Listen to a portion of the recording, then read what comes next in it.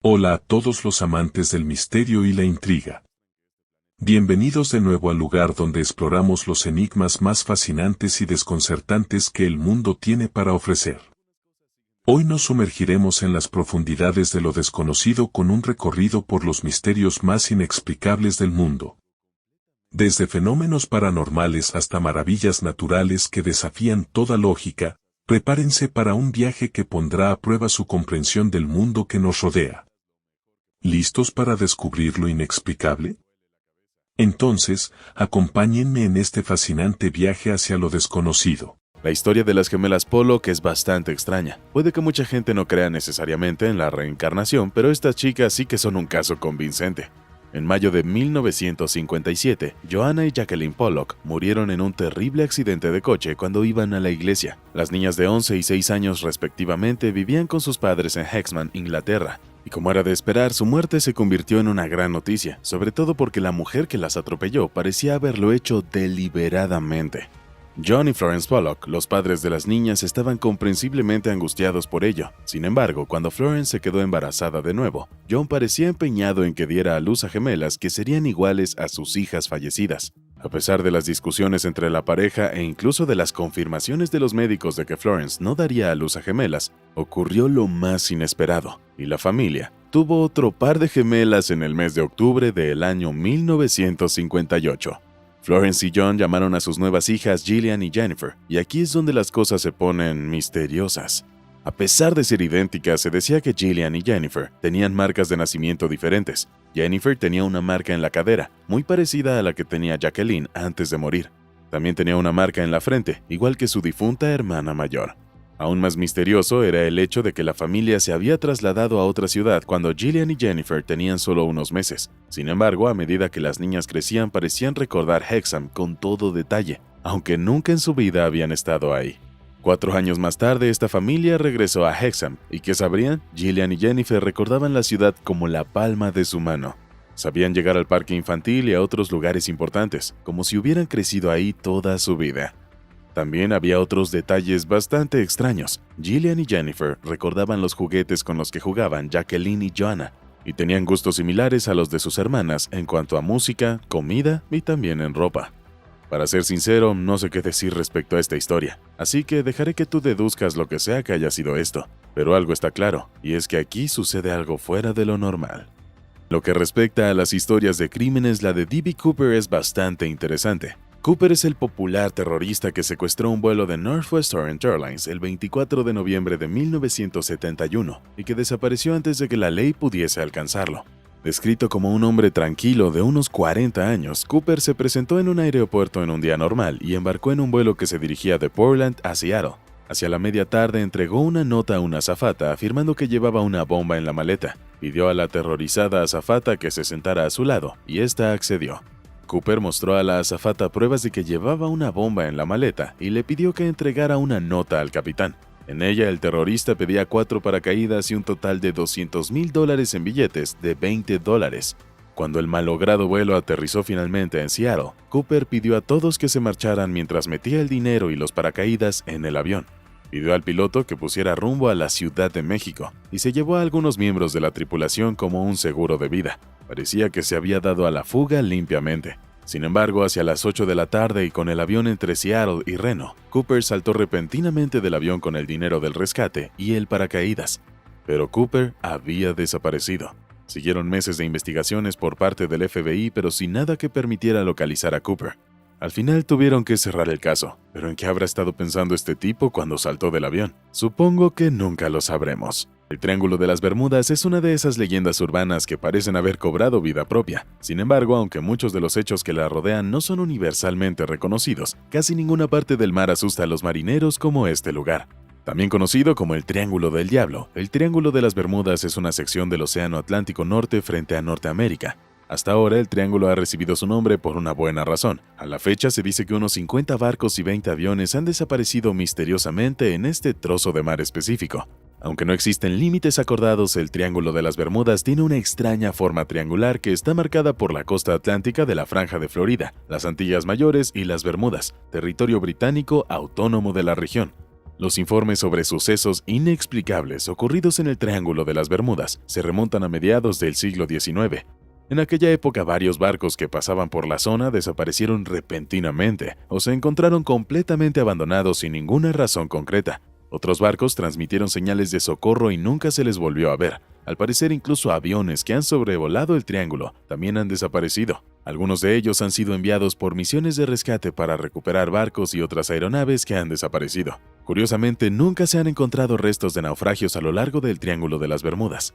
Muchos expertos han intentado explicar que el Triángulo de las Bermudas no es más que un mito, pero definitivamente no me gustaría ser el conejillo de Indias a intentar volar o navegar por esa parte.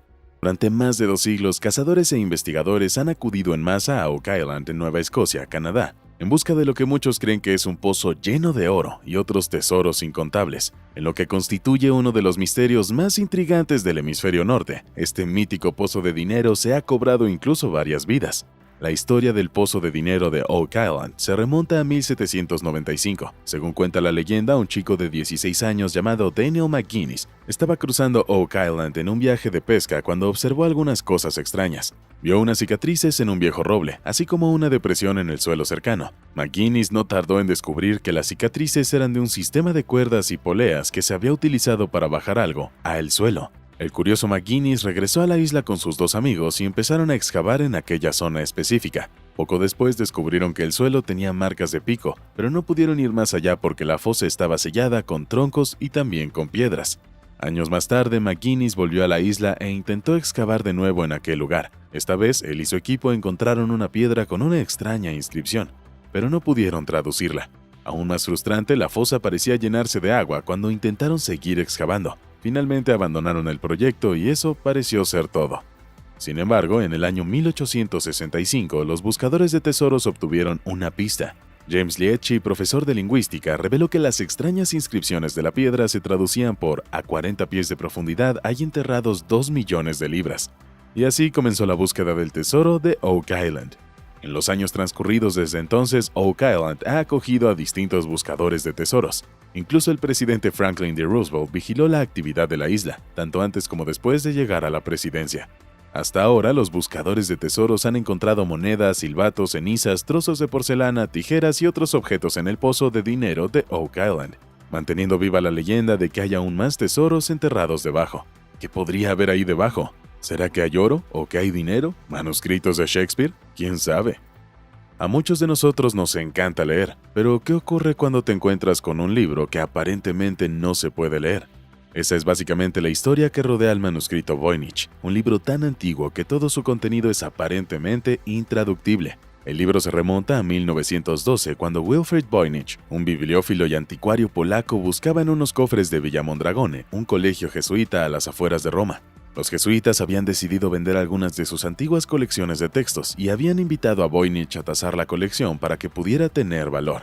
Mientras revisaba, Voynich se topó con un manuscrito inusual. No se parecía a ninguno de los que había visto en la colección de los jesuitas y estaba lleno de extrañas ilustraciones y símbolos. A lo largo de las páginas del manuscrito había ilustraciones de hierbas y plantas, símbolos del zodiaco, tubos extraños, mujeres bañándose e incluso un dragón. Ten cuidado, Juego de Tronos o Game of Thrones. Durante más de un siglo, eruditos y expertos han estudiado detenidamente el contenido del manuscrito Voynich, con la esperanza de poder descifrar su posible significado.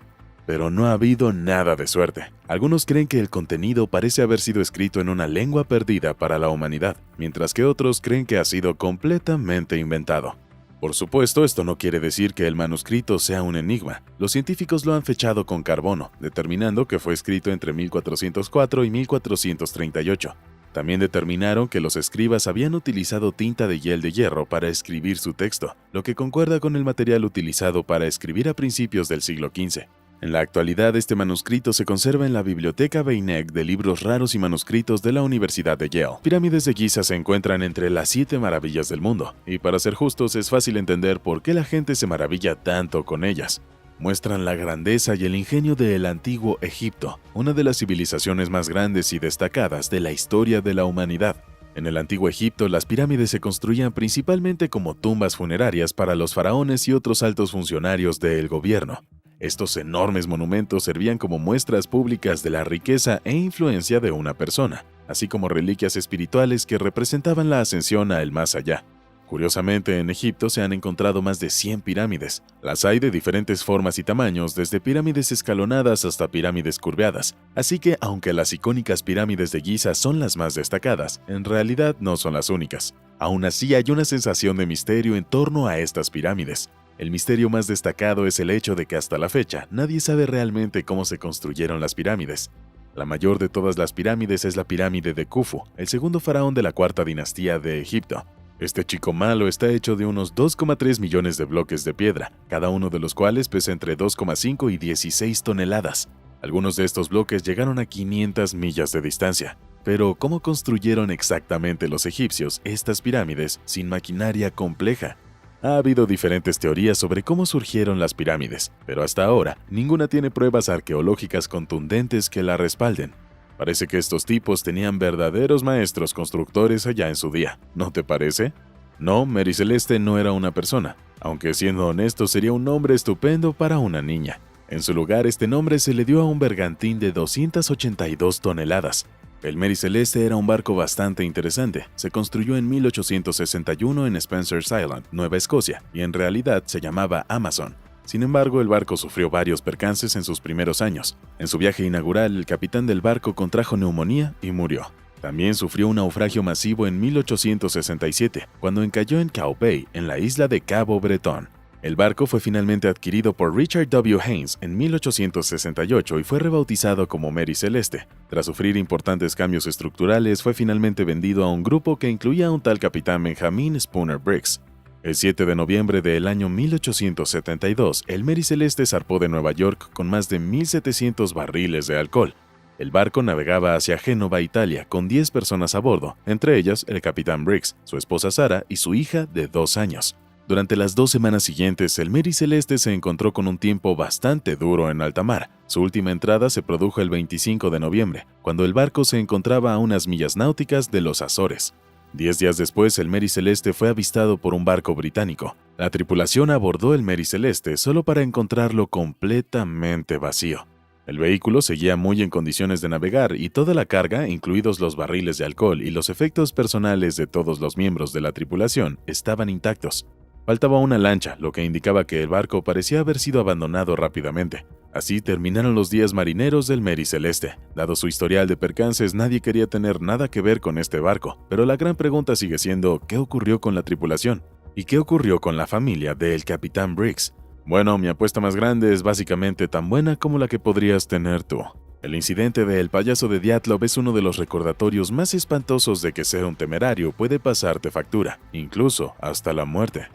El 1 de febrero de 1959, un grupo formado por 10 excursionistas altamente entrenados y experimentados emprendió un sendero a través de los populares Montes Urales, una cadena montañosa situada en Rusia. Uno de los miembros del grupo abandonó en las primeras etapas de la caminata debido a problemas de salud, mientras que el resto continuó, tomando fotos y escribiendo anotaciones en sus diarios sobre sus emociones. Uno de ellos escribió: «Me pregunto qué nos espera en este viaje, ojalá lo supiera».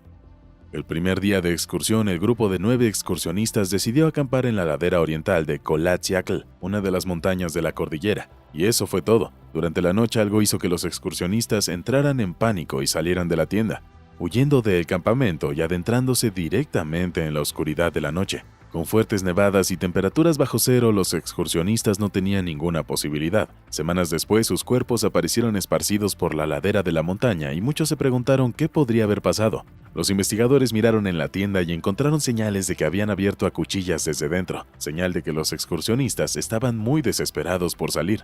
Tras descubrir sus cadáveres, las autoridades soviéticas iniciaron una investigación. Descubrieron que 6 de los excursionistas habían muerto de hipotermia, mientras que los otros 3 habían sido víctimas de traumatismos físicos. Una de las víctimas tenía daños en el cráneo y otros 2 traumatismos torácicos graves.